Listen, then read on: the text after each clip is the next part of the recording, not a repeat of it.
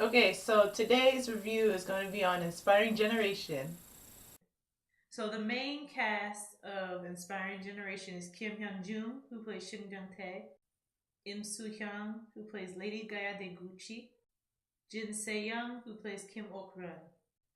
Set in the 1930s in Shanghai, China, the drama series depicts friendships, love, and patriotism of young people.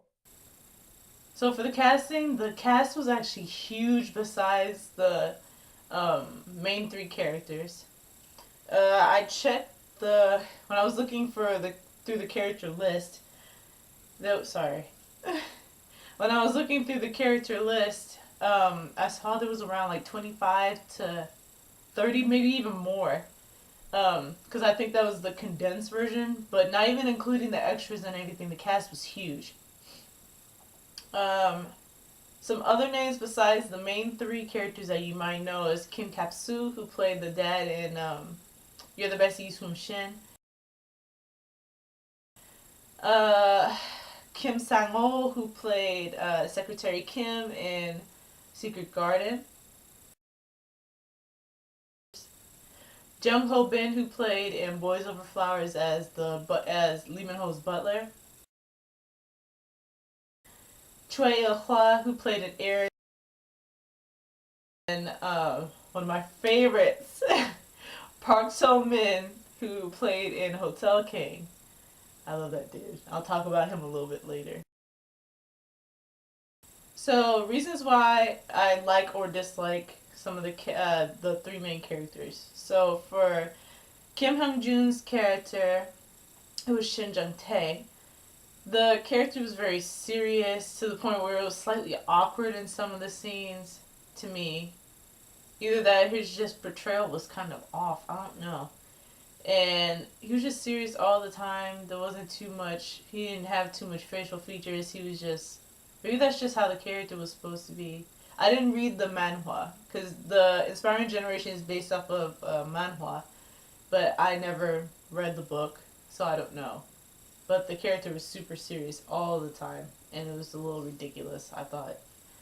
Um, there was some scenes where he would slightly soften up when it came to um, when it came to when he was interacting when he first figured out that he liked Kim Ok-run. So when he first figured out that he liked Kim Ok-run, then you would see him soften up a little bit, but then he'll go back to the super serious thing, and I'm like, okay, we get it. You're tough. You want to get revenge. We know. So that's basically what I disliked. However, I did have a bias against Kim Hyun Joong, but because of these recent issues, it's kind of like you need to get your life together. Opa, you need to get your life together for sure. But yeah, so I mean, he's good looking still for sure. I'm not even gonna deny that he's not an attractive human being, but he really is attractive. Soo Hyang, who played Lady Gaia de Gucci, her character, I I liked her character actually, to be honest with you, because she added this element of tension between all three of the characters. So Kim Han Jung, Soo Hyang, and Jin Se Yeon. So she added tension between the three because she fell in love with um, Jung Tae before he realized that he liked Ok-run. Yeah, Ok-run. Yeah, so that added tension. Plus, she also had to fight between the Yakuza's rules and how she had to not technically, she had to kill Jung Tae. However, every time she would encounter him and have to fight him, because she said, next time I see you, I'm going to kill you. So every time she saw him, she fought him. However, she would always hesitate and she wouldn't kill him. So that was also another thing. She was fighting with the rules of the Yakuza, being the head of the Yakuza. Okay, so she was also fighting with herself because she was trying to fulfill her duties as the head of the Yakuza. However, she still was in love with Jung Tae. So that was also another factor that created the character. Plus, her beautiful kimonos. Her kimonos were beautiful. I'm like, I want every last one of them. No joke. She only wore, I think it was either 2 or 3. There was a red one, black one, and a white one, I believe. And she only wore 3. However, they were so beautiful and so elaborate that I was like, oh my god, they're fantastic. And I think that was around the time where I made my own kimono. So I think she was partially the inspiration on why I made that kimono in the first place. Um, yeah, but it was beautiful. So that was one of the things that I really liked about her character.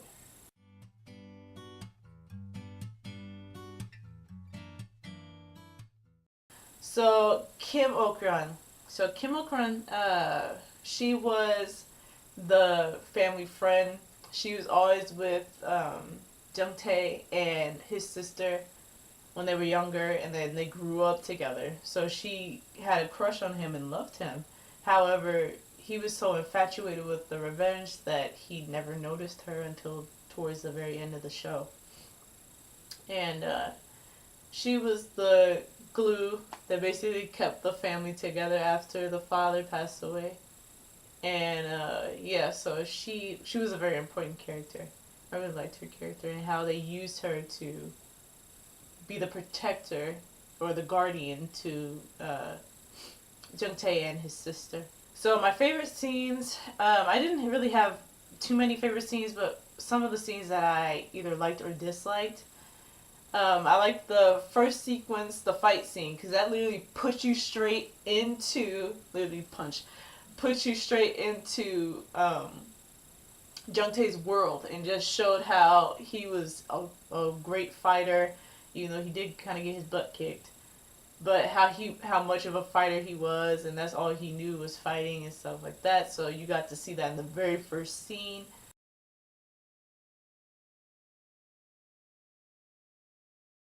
So the second scene would have to be the fight scene between Gaia and Mo Il-hwa.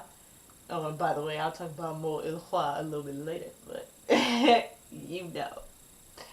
Yeah, but so I like that scene. One reason was because Gaia got a butt kicked.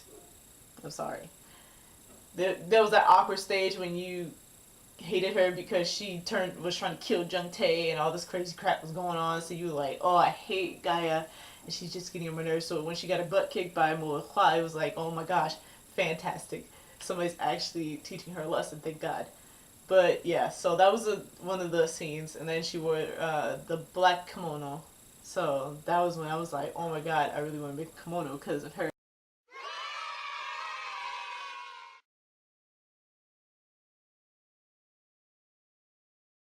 Yeah, so this drama would have to be a romance, drama, thriller, and a historical TV show. So if you like those genres and you like them all put together, then I would recommend it. Even though my opinion may say otherwise, but yeah, so I recommend it if you want to see it. If you like drama, romance, um, thrillers, and historical shows. So my rating after no. So my rating out of 5 would have to be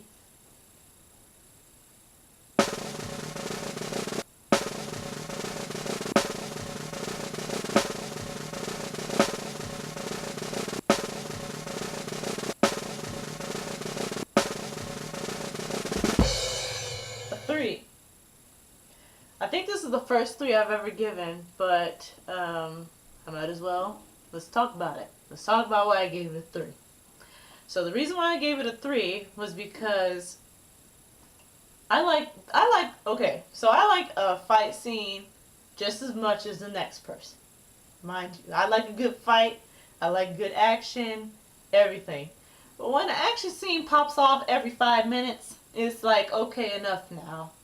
The first few episodes, I was okay with a fight scene. I was like, okay, we got some good action going on. This is gonna be legit. But then when you get to the middle and the end of the show, then you're like, okay, I done had enough of the fighting. Well, it's not like I had enough of the fighting, but I had enough of all the fighting every 5 seconds.